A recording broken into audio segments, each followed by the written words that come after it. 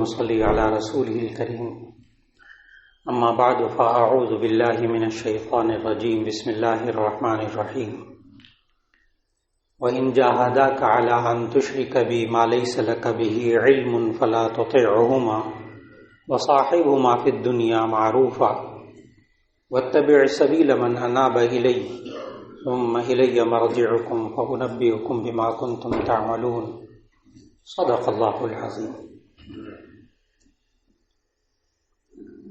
اللہ رب العزت نے انسان کو جو پیدا کیا تو اس کی پیدائش سے لے کر موت تک اور موت کے بعد کے بھی جو حالات ہیں وہ اللہ نے سب کچھ سکھایا ہے انسان کو۔ یہ انسان اگر اللہ کے حکم کے مطابق زندگی گزارتا ہے تو وہ سمجھے کہ خالق کے حکم کے مطابق، جس نے مجھے بنایا ہے، جس نے مجھے پیدا کیا ہے، اس کے حکم کے، اس کے طریقے کے مطابق میں زندگی گزار رہا ہوں۔ اور اس میں اہم ترین خوبی جس کا آج ذکر ہے اور وہ ہے کہنا ماننا۔ کہنا ماننا، بس اتنی سی بات ہے۔ اللہ تعالیٰ نے زندگی کی پوری بنیاد اس پر رکھی کہ اطیعوا اللہ و اطیعوا الرسول و اولی الامر منکم، تم اللہ کی اطاعت کرو۔ اطاعت کا معنی بات مان کر چلو، و اطیعوا الرسول، رسول کی اطاعت کرو صلی اللہ علیہ وسلم کی، یعنی ان کی بات مان کر چلو۔ و اولی الامر منکم، اور تم میں سے جو معاملات کا ذمہ دار ہے اس کی بات مان کر چلو۔ آج یہ والی خوبی اگر کسی بھی قوم کے اندر، کسی کے خاندان کے اندر، کسی کے بچوں کے اندر یہ والی خوبی پیدا ہو جائے تو ایسی صورت کے اندر اللہ تعالیٰ اس گھر کو مضبوط بناتا ہے، اس خاندان کو مضبوط بناتا ہے، اس ادارے کو مضبوط بناتا ہے، اس قوم کو مضبوط بناتا ہے، اس امت کو مضبوط بناتا ہے۔ بات مان کر چلنا۔ اور نبی کریم صلی اللہ علیہ وسلم نے صحابہ کرام رضوان اللہ علیہ مجمعین کو اس اصول کے تحت ڈھالا، اس اصول کے تحت بات مان کر چلنا۔ اور آغاز کہاں سے ہوتا ہے کہ جہاں بچے ماں باپ کا کہنا مان کر چلیں، وہاں سے آغاز ہوتا ہے۔ آپ کے اختیار میں ہے، یعنی ماں باپ کے اختیار میں ہے، وہ جس طرح چاہیں بچوں کو ڈھال لیں، ان کو کہنا ماننے کی تربیت دے کر۔ آپ کو حیرت ہوگی، لوگ جانوروں پر یہ محنت کرتے ہیں، حالانکہ جانوروں کے اندر اتنے احساسات نہیں ہوتے، اتنی سمجھ بوجھ نہیں ہوتی، لیکن جتنی ہوتی ہے لوگ بلیوں پر محنت کرتے ہیں، بلی پالتے ہیں اس پر محنت کرتے ہیں، ہر بلی پر نہیں کرتے، جس کو پالتے ہیں۔ ایک سفر میں دیکھا کہ وہ سواری کے اندر گھر والے سفر کر رہے ہیں، بچے بھی سفر کر رہے ہیں، تو انہوں نے گاڑی کی ڈگی کے اندر بلی کے لوازمات رکھے ہوئے تھے، اس کا باتھ روم بھی رکھا ہوا تھا۔ اور جب پوچھیں بلی پالنے والوں سے تو وہ یہ کہتے ہیں کہ ہماری بلیاں نا گھر میں گند بالکل نہیں مچاتی، جب ان کو ضرورت پیش آتی بیت الخلاء کی تو ان کے بیت الخلاء کی جگہ مقرر ہے، وہاں جا کر وہ کرتی ہیں۔ آپ حضرات کو بہت اچھی طرح معلوم ہے گھروں کے اندر جو لوگ بلیاں پالتے ہیں، بلیاں پالنے کا مطلب کیا ہے؟ اس پر محنت کرتے ہیں، اس کی تربیت کرتے ہیں، یہاں تک کہ وہ کہنا ماننے لگ جاتے ہیں۔ بچپن میں آپ حضرات، اب تو ختم ہو گیا وہ سلسلہ، مداری بندر کا تماشا دکھاتے تھے، ریچھ کا تماشا دکھاتے تھے، وہ ہوتا کیا تھا؟ پالتے تھے، اس کی پرورش کرتے تھے، اس کی تربیت کرتے تھے۔ لوگ تو کتوں پر محنت کرتے ہیں شکار کے لیے، شکار کے لیے، اور کتے کے ذریعے، شکاری کتے کے ذریعے شکار کیا ہوا 100% حلال ہے، یہ اللہ نے سورہ مائدہ میں سکھایا۔ نام بار بار اگر کتے کا لوں تو وہ ناراض نہ ہوئیے گا، اس لیے کہ میں قرآن مجید کی آیات پڑھوں گا کہ سورہ مائدہ کی آیت نمبر 4 میں اللہ تعالیٰ نے بتایا کہ کتے کے ذریعے شکار تم کیسے کر سکتے ہو، تاکہ میں اس کو پھر اپنی اولاد، معاشرے کی اولاد کے ساتھ بات کو سمجھا سکوں۔ یسألونک ماذا احل لہم قل احل لکم الطیبات، یہ لوگ آپ سے پوچھتے ہیں کہ آپ کیا چیز ان کے لیے حلال ہے، قل احل لکم الطیبات، آپ کہہ دیجئے جو آپ پاکیزہ چیزیں ہیں ان میں سے کھاؤ۔ وما علمتم من الجوارح مکلبین تعلمونہن مما علمکم اللہ فَكُلُوا مِمَّا أَمْسَكْنَا عَلَيْكُمْ وَاذْكُرُوا اسْمَ اللَّهِ عَلَيْهِ۔ اس میں اللہ تعالیٰ نے کتے کے ذریعے شکار کرنے کی 4 شرطیں بتائی ہیں، تاکہ جو موضوع ہے نا کہنا ماننا وہ سمجھ میں آ سکے۔ اور صرف اتنی سی بات سمجھنی ہے کہ انسان جانوروں پر محنت کرے تو کتنا کمال دکھاتا ہے، اگر اپنی اولاد پر، بچوں پر اور بچیوں پر محنت کریں تو کیا کمال دکھائے گا۔ اس لیے آیت کو سمجھنا بڑا ضروری ہے۔ ما علمتم من الجوارح، جو تم سکھاؤ، من الجوارح، ان زخمی کرنے والے جانوروں میں سے، درندہ، ما علمتم من الجوارح، جو تم سکھاؤ ان درندوں کو، زخمی کرنے والے درندوں کو، مکلبین، تم اس کو خود چھوڑنے والے ہو اس شکار کے پیچھے، تعلمونہن مما علمکم اللہ، تم نے اس کو وہ باتیں سکھائی ہوں جو اللہ نے تمہیں سکھائی۔ بات کتے کی ہو رہی ہے، شکاری کتے کی۔ اللہ کیا کہہ رہا ہے؟ تعلمونہن مما علمکم اللہ، تم اس کو وہ بات سکھاؤ جو اللہ نے تمہیں سکھائی ہے۔ کیا بات مان کر چلو، کہنا مان کے چلو۔ میں چھوڑوں تو شکار پہ جانا، سدھائے ہوئے کتے کی اللہ نے خوبی قرآن میں بتائی۔ تعلمونہن مما علمکم اللہ، تم نے ان کتوں کو، ان جانوروں کو سکھایا ہو وہ کچھ جو اللہ نے تمہیں سکھایا ہے۔ پھر فَكُلُوا مِمَّا أَمْسَكْنَا عَلَيْكُمْ، تم کھاؤ اس میں سے جو وہ تمہارے لیے پکڑ کر لے کر آئے۔ جو سدھایا ہوا شکاری جانور ہوتا ہے وہ شکار کر کے آپ کے پاس لائے گا، خود اس میں سے ایک بوٹی نہیں کھائے گا، سوال ہی پیدا نہیں ہوتا۔ مالک دے گا تو کھائے گا، مالک دے گا تو کھائے گا، بھوکا مر جائے گا۔ سدھایا ہوا، یہ قرآن مجید اللہ سکھا رہا ہے۔ فَكُلُوا مِمَّا أَمْسَكْنَا عَلَيْكُمْ، وہ جو تمہارے پاس پکڑ کر لے کر آئے نا تم اس میں سے کھاؤ۔ اور یہ فَكُلُوا مِمَّا أَمْسَكْنَا کی تفسیر میں سارے مفسرین نے لکھا، اس میں کوئی اختلاف نہیں۔ اگر شکاری کتے کو آپ چھوڑیں، اسی طرح آپ باز کو بھی بیچ میں شامل کر لیں، باز جس کے ذریعے شکار کیا جاتا ہے اس کو بھی سدھایا جاتا ہے، اس کو بھی سکھایا جاتا ہے۔ کیا کہنا مانو، جو میں کہوں وہ کرو، جس شکار کے پیچھے چھوڑوں اس شکار کے پیچھے جاؤ، خود نہیں کھانا، کہہ دیا نا نہیں کھانا، نہیں کھائے گا۔ فَكُلُوا مِمَّا أَمْسَكْنَا عَلَيْكُمْ کی تفسیر میں مفسرین نے لکھا کہ اگر وہ کتا، وہ باز، کوئی جانور شکار کر کے لے کر آئے اور آپ نے 4 شرطیں پوری کی ہیں، ابھی میں 4 شرطیں الگ الگ بتاتا ہوں، 4 شرطیں اگر آپ نے پوری کی ہیں اور وہ جانور کتا شکار کر کے لے کر آئے، باز شکار کر کے لے کر آئے، آپ کے پاس آئے تو وہ مردہ ہو، مرا ہوا ہو، کھانا اس کا 100% حلال ہے، 100% حلال ہے، اس کو ذبح نہیں کیا جاتا۔ کیوں؟ آگے آیت ہے فَكُلُوا مِمَّا أَمْسَكْنَا عَلَيْكُمْ، تم اس میں سے کھاؤ جو وہ تمہارے لیے پکڑ کر لے کر آئے، وَاذْكُرُوا اسْمَ اللَّهِ عَلَيْهِ، اور تم نے اس باز کو، اس کتے کو شکار کے پیچھے چھوڑتے ہوئے اس پہ اللہ کا نام لیا، اللہ کا نام لیا۔ اور میں حلال ہونے کی وجہ بتا رہا ہوں، اللہ نے کہا فَكُلُوا، کھاؤ۔ 4 شرطیں۔ نمبر 1، وہ باز یا کتا سدھایا ہوا، سکھایا ہوا، وہ جو اللہ نے اس انسان کو سکھایا، بات مان کر چلنا، میرے لیے پکڑ کر لے کر آ، تو یہ سدھایا ہوا کتا عام کتا پکڑے گا؟ بالکل نہیں۔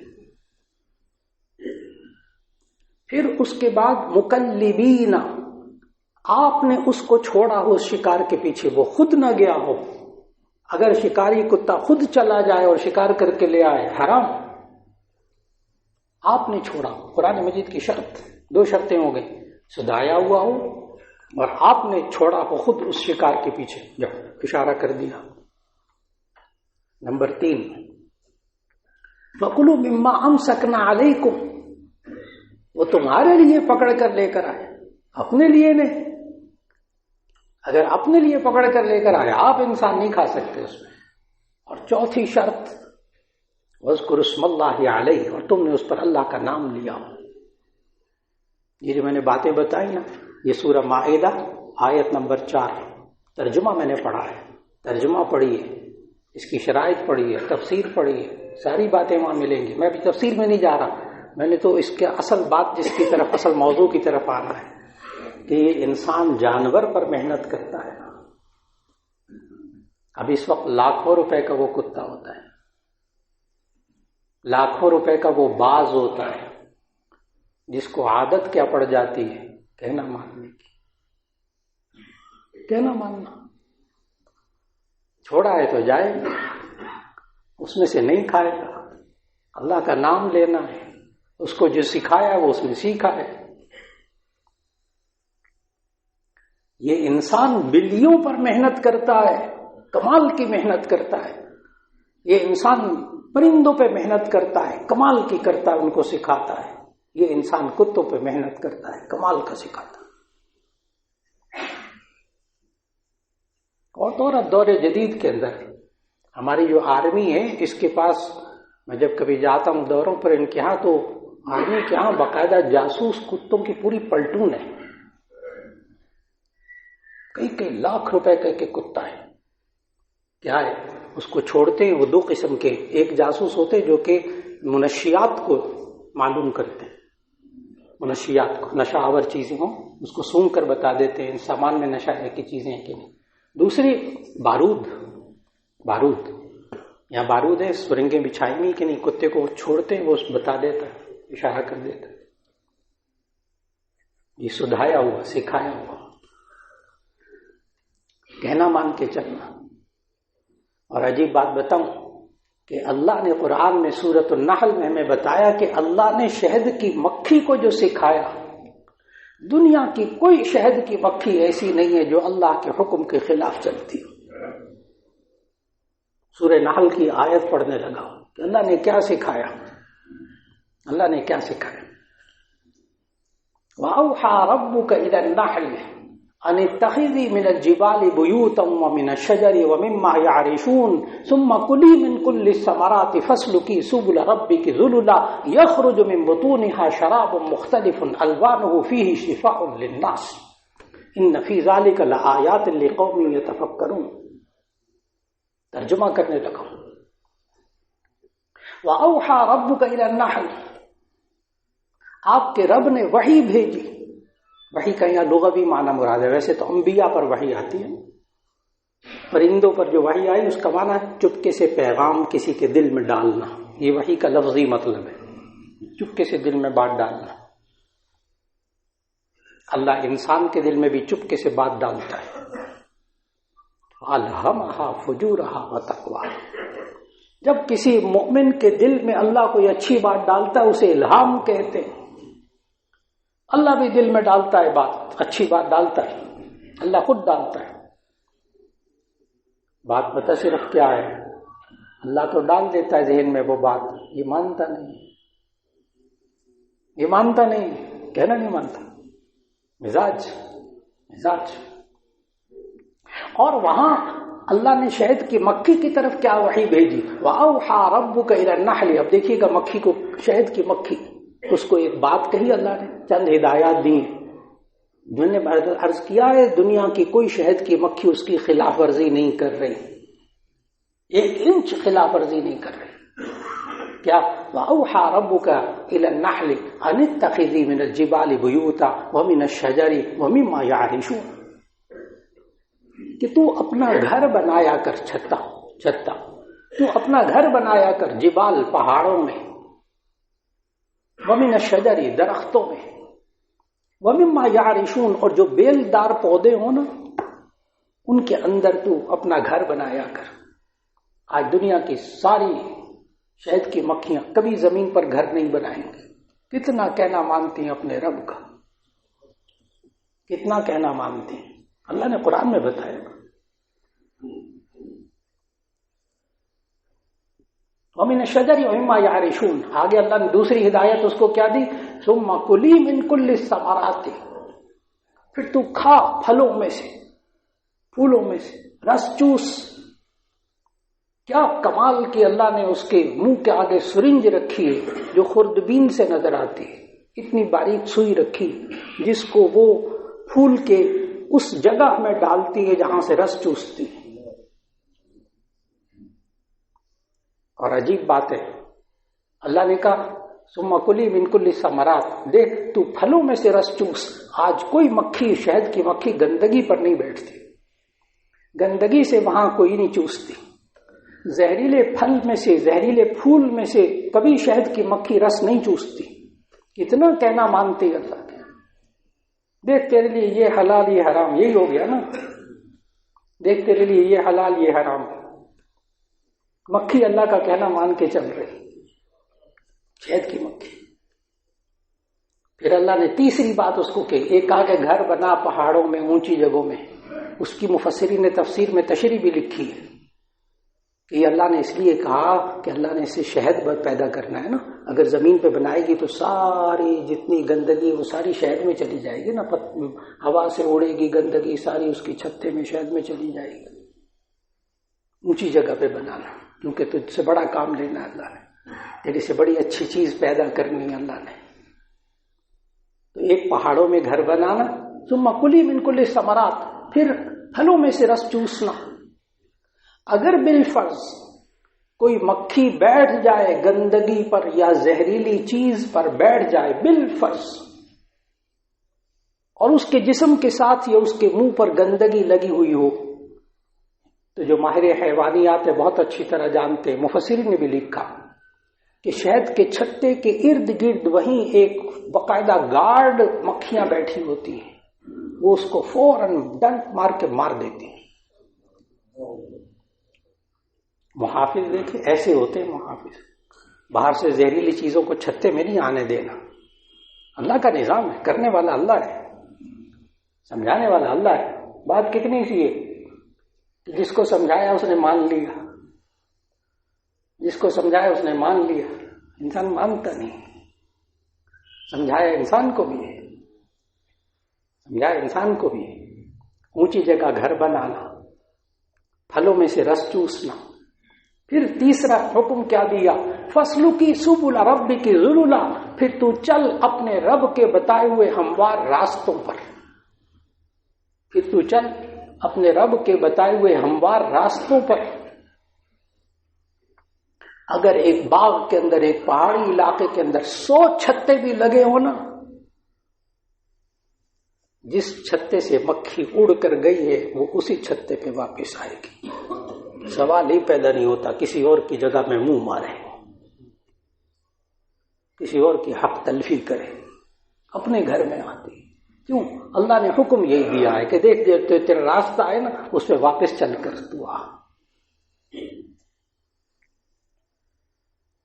اور اللہ نے پہچان کیا رکھی ہے اس شہد کی مکھی کے لیے، وہ اس چھتے کی طرف کیوں آتی ہے، اس کو کیا پہچان؟ اس لیے کہ اس میں ایک ملکہ مکھی بیٹھی ہوتی ہے جس کا نام احادیث میں روایات میں آتا ہے یعصوب۔ آج دور جدید کی سائنس بھی یہی کہتی ہے کہ ایک مکھی ہوتی ہے جس کا بھورا رنگ کا کلر ہوتا ہے، وہ شہد بنانے کے لیے نہیں جاتی، وہ رس چوسنے کے لیے نہیں جاتی، وہ وہیں چھتے میں بیٹھی رہتی ہے، اس کو ملکہ مکھی کہتے ہیں، وہ حکومت کرتی ہے۔ اسی لیے مفسرین نے اس آیت کی تفسیر میں لکھا کہ اگر حکومت کرنا سیکھنا ہو تو شہد کی مکھیوں سے سیکھو، ملک کو چلانا سیکھنا چاہتے ہو تو شہد کی مکھیوں سے سیکھو، اس آیت کی تفسیر پڑھو۔ جب اللہ کا حکم مان کر اس نے اونچی جگہ پہ گھر بنائے، پاکیزہ رس چوسا، اور پھر اس کے بعد صحیح راستے پر چل کر اپنے چھتے پہ آئی، سارے اللہ کے کہنے مانے، پتہ ہے کیا ہوا؟ آیت میں اللہ نے بتایا پھر کیا ہوا، یخرج من بطونها شراب مختلف الوانه فیہ شفاء للناس، پھر اللہ نے اس کے پیٹ میں سے ایسا مواد نکلا جس میں لوگوں کے لیے شفا رکھی۔ جب اللہ کی بات مان کر چلتا ہے، ایک مکھی چھوٹا سا جانور جب اللہ کے حکم کو مان کر چلتا ہے، اللہ اس کو لوگوں کے لیے مفید بنا دیتا ہے۔ یہ انسان اگر اللہ کی کہنا مان کر چلے گا، اللہ اس کو معاشرے کے لیے مفید بنا دے گا۔ یہ اگر شوہر ہے تو اپنی بیوی کے لیے مفید ہوگا، بیوی ہے تو شوہر کے لیے مفید ہوگی، اور اگر یہ ماں باپ ہیں تو یہ بچوں کے لیے مفید ہوں گے، اور اگر یہ بچے اور خاندان ہوں گے تو یہ ایک دوسرے کے لیے مفید ہوں گے، اور جب یہ معاشرہ بنے گا تو ایسی صورت کے اندر یہ سارے کے سارے ایک دوسرے کے لیے مفید ہوں گے، پھر یہ امت بنے گی اللہ کا کہنا مان کر، یہ دوسروں کے لیے مفید ہوگی۔ اور اگر یہ اللہ کا کہنا مان کے نہیں چلیں گے، ایک دوسرے کے لیے زہر ہوں گے، ایک دوسرے کے لیے زہر ہوں گے، ایک دوسرے کو نقصان پہنچانے والے ہوں گے، پھر یہ ایک دوسرے کے لیے فتنہ ہوں گے اگر اللہ کا کہنا مان کے نہیں چلیں گے۔ بات اصل چل رہی ہے، موضوع ہے کہنا ماننا، اور جو میں نے بہت گہرا موضوع ذکر کیا، بڑے سادے انداز میں ذکر کیا کہ ہم کتے، بلیوں، باز پر، جانوروں پر ہم انسان محنت کرتے ہیں، وہ ہمارا کہنا ماننے لگ جاتے ہیں، ہمارے لیے بڑے مفید جانور ہو جاتے ہیں۔ اگر ہم اپنے بچوں کے لیے جو سمجھدار بھی ہیں، ذی شعور بھی ہیں، ہم اپنی اولاد پر محنت کر لیں، یہ کیوں نہیں سو دیکھیں؟ یہ قرآن صرف پاکستان کے لیے نہیں ہے، یا مکہ مدینے کے لیے نہیں ہے، یہ تو دنیا بھر کے بچوں کے لیے، یہ دنیا بھر کے انسانوں کے لیے، قیامت تک کے لیے، چاہے میڈیا کتنی ترقی کر جائے، فتنے کتنے آ جائیں، قرآن کی ہدایات اپنی جگہ، ان سے رہنمائی ملتی رہے گی۔ مت کہیں مولانا آپ کو کیا پتا میڈیا کہاں چلا گیا، خرافات کتنی ہو رہی ہیں اور خلا فتنے کتنے ہو رہے ہیں۔ جی فتنے ہوتے رہے، اس سے بھی 10 گنا زیادہ، 1000 گنا زیادہ ہو جائے، آج بھی انسان اللہ کا کہنا مان کے چلتا رہے، اور ہماری نئی نسل اپنے ماں باپ کا کہنا مان کے چلتی رہے۔ کہنا ماننا، اطیعوا اللہ و اطیعوا الرسول و اولی الامر منکم، اولو الامر کی اطاعت کرنا جو آپ میں سے ذمہ دار ہے۔ لہذا بچوں کی تربیت شروع سے کی جائے کہنا ماننے کی۔ یہ آیت پڑھی سورہ لقمان کی۔ آج نوجوان نسل، بچے اور بچیاں پوچھتے ہیں ایک سوال، ماں باپ کا کہنا کہاں تک مانے؟ کہاں تک مانے؟ کوئی حد ہے؟ اللہ نے حد قرآن میں بتائی ہے، سورہ لقمان کی اس آیت نمبر 15 میں اللہ نے حد بتائی ہے، نبی صلی اللہ علیہ وسلم نے حدیث میں حد بتائی ہے، کہاں تک مانے ماں باپ کی بات کو۔ اللہ نے اس آیت میں سمجھایا، لقمان علیہ السلام نے اپنے بچوں کو سمجھایا، سورہ لقمان کا دوسرا رکوع، وَإِن جَاهَدَاكَ لِتُشْرِكَ بِي مَا لَيْسَ لَكَ بِهِ عِلْمٌ فَلَا تُطِعْهُمَا۔ اگر یہ تیرے دونوں ماں باپ، پیچھے ماں باپ کا ذکر چل رہا ہے، اگر یہ دونوں ماں باپ ان جہدا کا لتشرک بھی، اگر یہ تمہیں مجبور کرے کہیں اللہ کے ساتھ شرک کرو، فلا تطعهما، ان کی بات نہ ماننا، اب نافرمانی کا گناہ نہیں ہوگا۔ اور نبی صلی اللہ علیہ وسلم نے کیا سمجھایا، کہاں تک کہنا ماننا ہے؟ فرمایا علی المؤمن السمع والطاعة ما لم يؤمر بمعصیۃ، ایک حد بتا دی ہے، کہاں تک مانے کسی کی بات کو۔ علی المؤمن السمع والطاعة، مؤمن پر لازم ہے کہ وہ بات کو سنے اور بات کو مانے، کب تک؟ ما لم یؤمر بمعصیۃ، جب تک کہ اس کو گناہ کا حکم نہ دیا جائے۔ اگر اللہ اور اس کے رسول کی نافرمانی کا حکم دیا جائے، بریک لگا دیجیے، نہیں عمل کرنا۔ باقی مانتے چلے جائیں۔ آج اگر گھر بنتا ہے بات ماننے کی وجہ سے، کس کی بات ماننی ہے؟ 3 جو آیت پڑھی 3 لوگ پوچھتے ہیں نا کس کس کی مان ہے؟ یہ 3 کی مان، بس اللہ ان کے بارے میں پکڑ کرے گا۔ کون سے 3؟ اطیعوا اللہ واطیعوا الرسول واولی الامر منکم۔ اللہ کی بات مان کر چلے، اللہ کا کہنا مان کر چلے، اس کے رسول صلی اللہ علیہ وسلم کا کہنا مان کر چلے، اور اولو الامر اپنے سے جو ذمہ دار ہے آپ کا، گھر میں ماں باپ ذمہ دار ہے، ان کی بات مان کر چلے، ادارے میں سربراہ ہے اس کی بات مان کر چلے، ایک فیکٹری میں مالک ہے، مینیجر ہے، فلاں ہے، ہر ایک دوسرے کی بات مان کر چلے، نظام مضبوط ہو جاتا ہے۔ اور کہنا مان کر چلنا، اس کی اللہ ہر روز دن میں 5 وقت ٹریننگ دیتا ہے۔ ایک کی مان کر چلنا، ابھی جمعے میں بھی آپ یہی کریں گے، سارے یہی کریں گے۔ 5 وقت اللہ تربیت دے رہا، کہنا مان کر چلنا۔ وہ ایک نے کہا اللہ اکبر، یہ ہاتھ باندھ لیتا ہے، اس نے کہا اللہ اکبر، سارے جھک جاتے ہیں، کئی ہزار بندہ جھک جاتا ہے۔ وہ اللہ اکبر کہہ کے سجدے میں جاتا ہے، سارے سجدے میں چلے جاتے، کوئی ایک نہیں پیچھے کہتا میں نے نہیں جانا، آپ جائیے، آپ میں نہیں جاتا سجدے میں، آپ جائیں۔ 5 وقت اللہ تربیت دیتا ہے، ایک کی مان کر چلو۔ اولو الامر، وہ جو امام ہے، خطیب ہے، جو نماز پڑھا رہا ہے نا، وہ اب اولو الامر ہے نا، اب اس کے ذمہ ہے نماز پڑھانا، تب اس کی بات مان کر چلے، ورنہ نماز ہی نہیں ہوگی۔ میں رکوع بعد میں کروں گا، اچھا سجدہ آپ پہلے کر لیں، میں بعد میں کروں گا رکوع، نماز نہیں ہوگی۔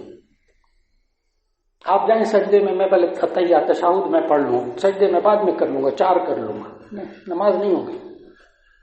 کہنا مان کر چلیے، کیونکہ امام اللہ کا کہنا مان کر چل رہا ہے۔ میں نے کہا کب تک مان کر چلنا ہے؟ جب تک وہ اللہ اور اس کے رسول کی نافرمانی کا حکم نہ دے۔ اگر اللہ اور اس کے رسول کی نافرمانی کا حکم آیا، روک لیجیے اپنے آپ کو کہ گناہ نہیں کرنا میں۔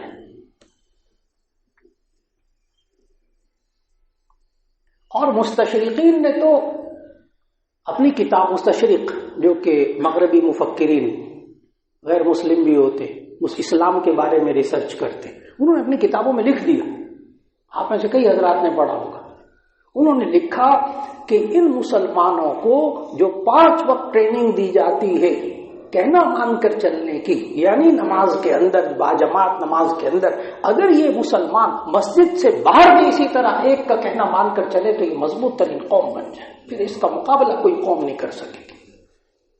مشکل یہ ہے کہ مسجد سے نکلنے کے بعد ہر ایک کا قبلہ جدا جدا، نہیں ماننا، ماں باپ کی بھی نہیں ماننی، اپنے بڑے کی بھی نہیں ماننی، اپنے سربراہ کی بھی نہیں ماننی، مزاج ہے۔ اور نبی کریم صلی اللہ علیہ وسلم نے صحابہ کرام کا مزاج اتنا ڈھال دیا کہ بالفرض 2 اچھے کام ہیں، اور ان 2 اچھے کاموں میں سے ایک کام کے بارے میں آپ کے بڑے نے کہا ہے، اس انسان کے ذہن میں آ جائے کہ میں اپنے بڑے کا کہنا نہ مانوں اور میں یہ اچھا کام کر لوں۔ مثال کے طور پر قربانی کا موقع ہے، اللہ نے کہا دیکھو تم صاحب نصاب ہو تو ایک قربانی کا جانور ذبح کرو، یہ قربانی کا جانور نہیں ذبح کرتا، کہتا ہے گوشت بہت ہوتا ہے، میں کسی اس پیسے سے کسی غریب کی مدد کر دیتا ہوں، جی ثواب ملے گا، قربانی اس کے ذمہ واجب رہے گی، وہ اللہ کا حکم تھا، وہ نہیں پورا ہوا، ایک اور اچھا کام کر لیے، بہت اچھا کام کیا، اس کا بھی ثواب ہوتا ہے، بیوہ کی مدد کرنا، یتیم کی مدد کرنا، کسی بیمار کی مدد کرنا، بڑا ثواب ہوتا ہے، وہ قربانی نہ کرنے کا گناہ الگ رہے گا، کیوں؟ اللہ کی بات کو نہیں مانا۔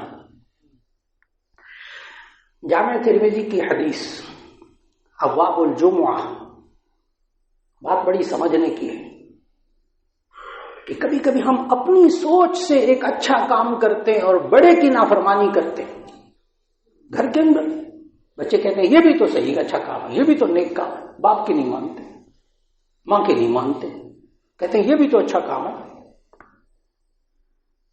اس کے لیے بڑے غور سے اصول سمجھیے گا۔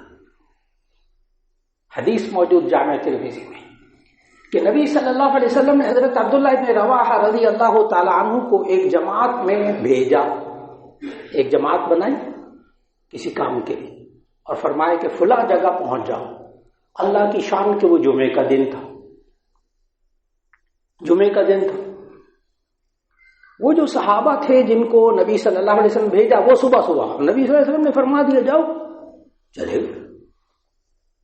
حضرت عبداللہ ابن رواحہ رضی اللہ تعالیٰ عنہ کمال کے صحابی، وہ کہتے ہیں میں نے اپنے دل میں سوچا جہاں انہوں نے جانا ہے نا وہ مجھے پتا ہے، جگہ مجھے معلوم ہے، تو میں جمعہ پڑھتا ہوں نبی صلی اللہ علیہ وسلم کے پیچھے مسجد نبوی میں، جمعہ مسجد نبوی میں نبی صلی اللہ علیہ وسلم کے پیچھے پڑھ کر میں جا کے ان کے ساتھ پہنچ جاؤں گا، مل جاؤں گا۔ بہت آسان سی بات، کتنی بڑی فضیلت والی بات ہے نا، نبی صلی اللہ علیہ وسلم کے پیچھے جمعہ پڑھنا، مسجد نبوی میں جمعہ پڑھنا، پھر جمعے کی نماز پڑھو، کمال ہے، کتنے بڑے ثواب کی بات ہے۔ رک گئے۔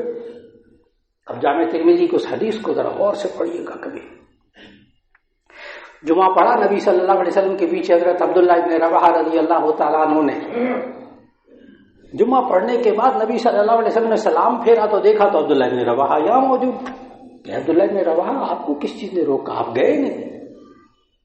عبداللہ ابن رواحہ رضی اللہ تعالیٰ عنہ نے وہی بات دہرا دی کہ یا رسول اللہ صلی اللہ علیہ وسلم میں چاہتا تھا میں آپ کے پیچھے جمعے کی نماز مسجد نبوی میں پڑھ لوں، پھر جا کر ان کے ساتھ مل جاؤں گا، پہنچ جاؤں گا۔ اس پر نبی صلی اللہ علیہ وسلم کا جملہ سننے والا ہے، اے عبداللہ ابن رواحہ، اب اگر تم آسمان و زمین کے درمیان جو کچھ ہے اگر اللہ کی راہ میں خرچ کر دو تو تم ان کے ثواب تک نہیں پہنچتے جو میرا کہنا مان کے وہاں تک چلے گئے۔ اپنی سوچ کو بڑے کی سوچ کے تابع کر دیں۔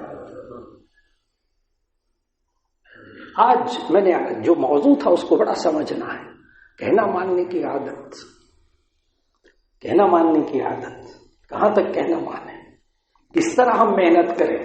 میں نے تو مثالیں دی ہیں کہ ہم بلیوں اور کتوں پر محنت کر کے ان کو کہنا ماننے کی عادت ڈالتے، بڑی تفصیل سے بات ہوئی۔ اللہ رب العزت ہمیں اپنی نئی نسل پر محنت کرنے کی توفیق عطا فرمائے۔ شروع سے بچوں کو کہنا ماننے کی عادت ڈالی جائے، بڑے ہو کر بھی وہ کہنا مانیں گے انشاءاللہ۔ اللہ کا بھی دین کا کہنا ماننا ہے، دین کا، اللہ کا، اطیعوا اللہ واطیعوا الرسول واولی الامر منکم، اللہ کا کہنا ماننا ہے، رسول صلی اللہ علیہ وسلم کا کہنا ماننا ہے، اور جو تمہارے میں سے جو ذمہ دار ہے اس کا کہنا ماننا ہے۔ نظام زندگی کا چلے گا، بڑے سکون سے چلے گا۔ وآخر دعوانا الحمدللہ رب العالمین۔